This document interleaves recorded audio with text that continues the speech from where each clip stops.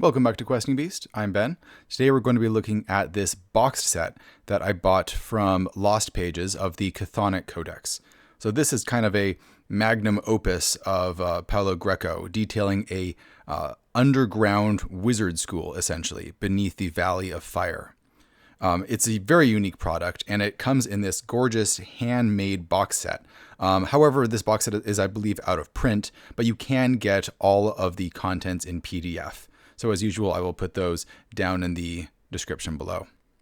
So let's look at what we get here. Let's open up our box. It comes with a number of smaller books in the 3-book format that is so common in D&D, and with some extra supplements. We'll be looking at those in just a minute. Now, Paulo is the main driving force behind Lost Pages, which is a great OSR or DIY D&D publisher. And Paulo himself has created lots of great products himself, including this wonderful little book on portals that I reviewed previously. But as I said, this is a setting book, and it comes in 3 parts. We have Cryptic Creatures, we have Mysteries and Mystagogues, and Academia Apocrypha. So one unique thing about this setting is that it takes place entirely underground.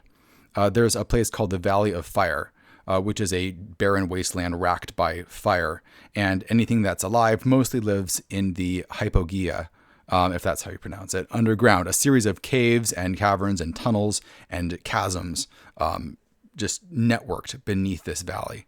And in this network lives a wizard school. And in this book, you play a wizard belonging to this wizard school. It goes into wizard academia, essentially, which is a great twist that I haven't seen very much in D&D. So, it says that Cryptic Creatures is the first book, but I'm going to save it for last, because I think you should actually read these books in reverse order. So let's start with, here we go, Mysteries and Mystagogues. This one, it details the setting with the most detail, and it gives you lots of tools for actually running that setting. Let me set these over here. So the actual system in use here is a system that Paulo created. It's called the Fantasy Adventure Game. That's what it's called.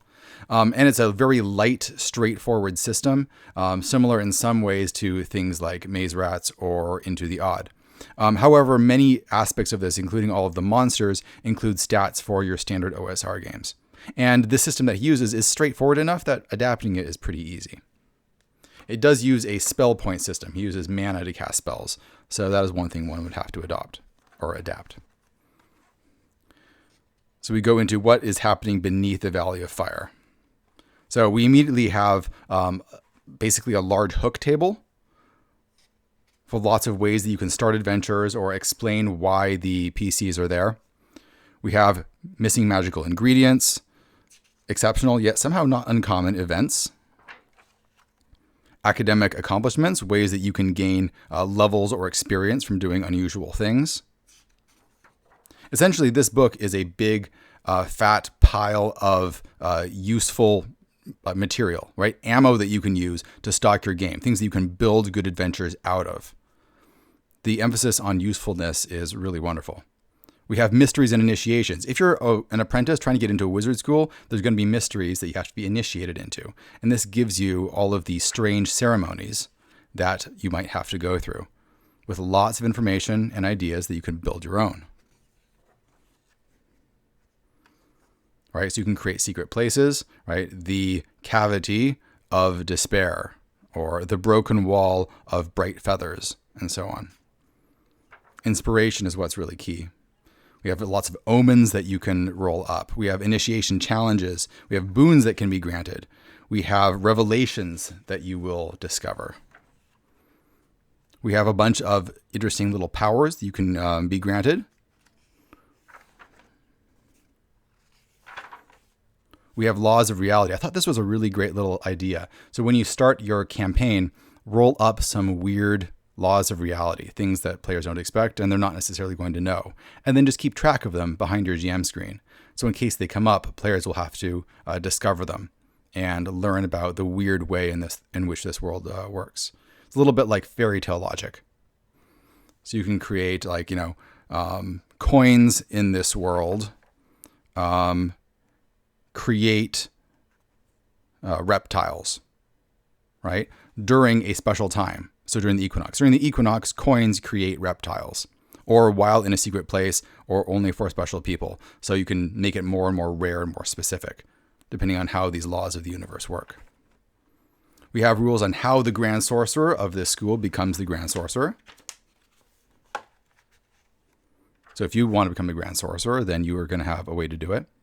And we have the Chthonotron, which is a detailed walkthrough on how to create your own network of caves and chasms beneath the Valley of Fire. As this reminded me in some ways of the information from Veins of the Earth, although it's a very different system. It gives you lots of different things that you can have, different things in the caves, right? Fortifications, ruins, secret places, observatories, what those places are like. And it just goes through a long process where it walks you through ways to make the underground very interesting and detailed. So we have Hypogean Travel Shenanigans, a cautionary catalog. Basically, it's a random monster table. And one of the books includes lots of monsters, so we're going to look at that later. Lots of fancy trinkets. If you want some cool magical artifacts, this is a great thing that you can loot for any fantasy-based game. Lots of unique and surprising, very OSR type objects, which means that they're not about giving you stat bonuses. They're about doing weird stuff that you wouldn't expect, which is exactly what you want. We got some devouring idols with these great weird little illustrations. We got a loot and plunder list. A little bit of supplemental material at the back, and a random name generator. Now, let's look at the next one, which is information about the Academy itself.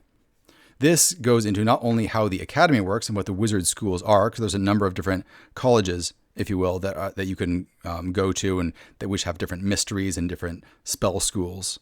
And it also gives a huge variety of new spells. I know that Paulo is really into creating new spell lists. And it really shows here. So our main great schools of magic in the Hypogea of the Valley of Fire are the Circle of Fire Dervishes, the College of Gatekeepers, the College of Chimerists, the College of Stargazers, and the School of Necromancy. And there's some notes here for using his system from Adventure Fantasy Game.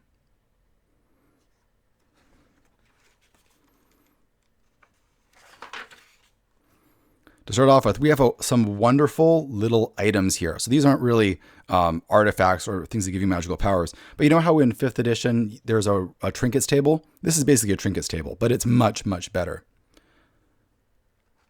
The items sort of give you a sense of a story or behind them. For example, fish barding, heavy plates, right? Armor for a fish. A well-licked toad. A bag of fine glass shards. A monocle for your third eye. Wonderful, flavorful little things. And there's a lot more of them. So I'm going to immediately steal this in terms of rolling up trinkets for people. The art of magic. So we have crafting paraphernalia. We have a large section on farming plants and brewing potions out of them, right? Creating poisons and potions is something that is widely ignored in a lot of fantasy games. But this has pages and pages of detailed rules on how you can do just that. We have spell research, more on casting, more ways that you can get arcane powers and afflictions that are going to be incurred upon you, right? Afflictions are a great thing to steal for other OSR games. We have getting into our magic schools here. So we have the Circle of Fire Dervishes. Basically, it's a bunch of new fire spells. College of Gatekeepers. So this reminds me a little bit of Paulo's Portal book in that it's all about gates and pathways. Lots of really great ideas here. College of Chimerists. Lots of rules for magic involving animals and mutation. College of Stargazers with a focus on things like prediction and prophecy, knowing the future. Right, so we have a lot of astrology type spells. And we have necromancy, of course, for controlling the dead. and perhaps becoming a lich yourself. And we have a few other ones, like the School of Artifice for creating magical artifacts, School of Pharmacy for healing, and the Hermits, who have a number of very weird little spells for surviving on your own deep underground. Lastly, we have our monster manual, the Cryptic Creatures. So Cryptic Creatures has a number of new monsters, all of which include stats for the OSR, standard OSR stats, as well as for his own game. And they feature these abstract, and I really like them. It's a unique style for an OSR book. For some reason, they feel more wizardly because they're more abstract, and they allow your imagination to fill stuff in. We have this walking hand. We have a paper assassin, a little guy that you can fold up and goes around and tries to assassinate people.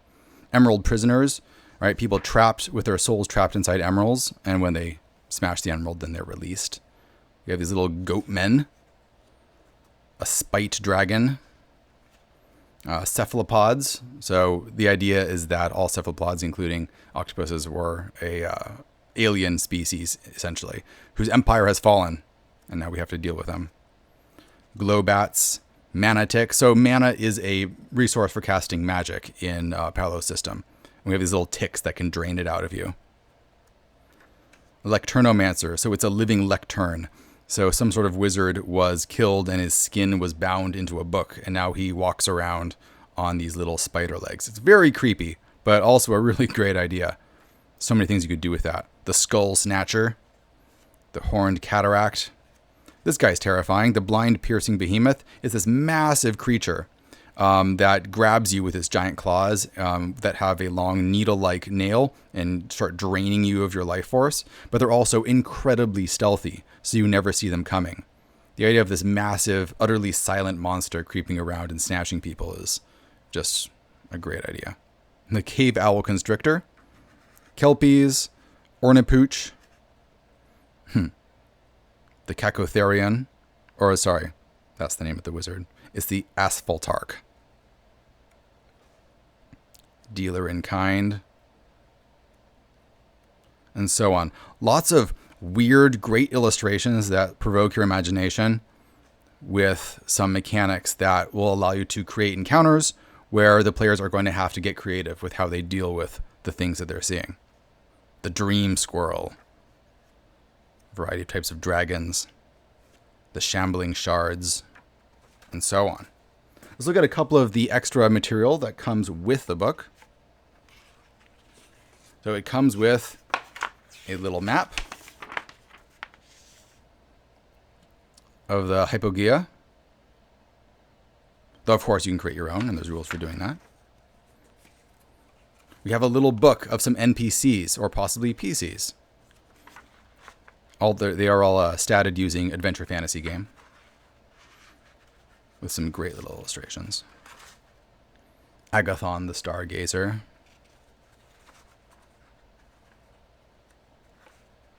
Electra the Necromancer. Now, whether these specifically come with the PDFs, I'm not totally sure. I know that the 3 books that I have showed off definitely do, but I'm not sure about this extra little material. We got some scraps of scrolls, so some weird little bits of information that you can scatter around your setting for players to find.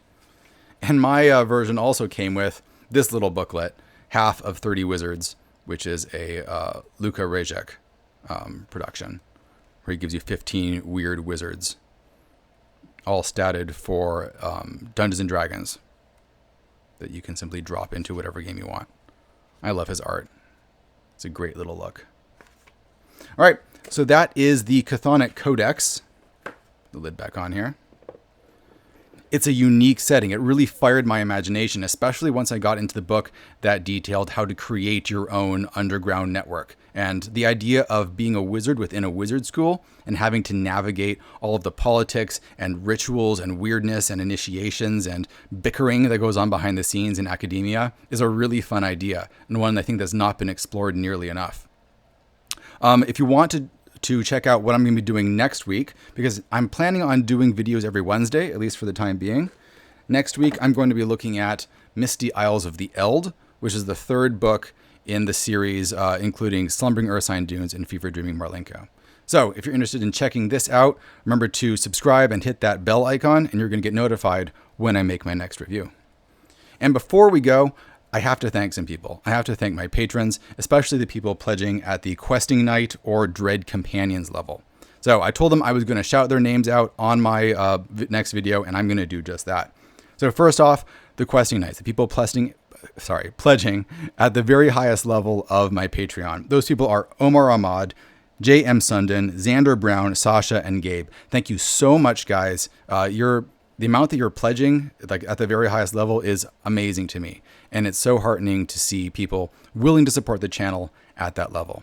But I'd also like to shout out the people who are pledging at the next highest level. That's the Dread Companions. Those people are Andrew Rakanok, Isaac Eccles, Stephen Donahue, James Reynolds, Jim Lewis, Chris Wilson, Josh Simmons, Chris Mooney, Clyde Clark, Mike Nussbaum, Jordan Raymond, Jeremy Petter, and Sam Morris.